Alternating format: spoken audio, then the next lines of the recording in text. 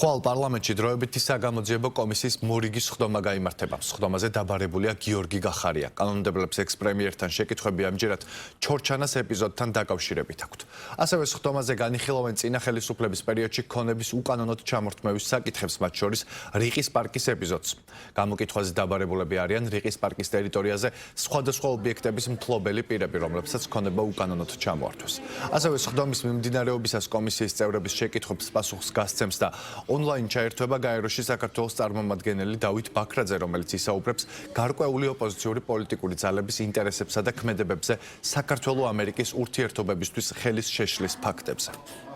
იქნება ჩართვა ნიუ-იორკიდან, ჩაგვერთვება საქართველოს მუდმივი წარმომადგენელი გაეროდან, რომელიც ისაუბრებს მათ შორის საერთაშორისო მასშტაბით მიმდინარე ხშირ შემთხვევაში დამაზიანებელ პოლიტიკაზე, რასაც ეგრეთ წოდებული ოპოზიცია და არასამთავრობო სექტორი ახორციელებს და აგრეთვე იქნება ერთი მოსმენა ქონების უკანონო ჩამორთმევასთან დაკავშირებით, რომელიც თბილისში რიყეზე, ეგრეთ წოდებულ რიყეზე ქონების უკანონო ჩამორთმევის საკითხებს ეხება. გახარია ნაცვლად იმისა, რომ მოსულიყო კომისიაზე, ეხლა წავიდა უცხოეთში და ამბობს, რომ იქიდან ჩავერთვები, უკვე ნიშნავს იმას, რომ მას უბრალოდ პასუხები არ აქვს იმ კითხვაზე, რაც ჩვენ გავგვიჩნდა განსაკუთრებით იმის მერე, რაც მის ჩვენებებს შეეწინააღმდეგა ადგილობრივი მოსახლეობის და მათ შორის სუსის ხელმძღვანელობის ჩვენებები, რომ მან პრაქტიკულად ერთპიროვნულად მიიღო სამწუხაროდ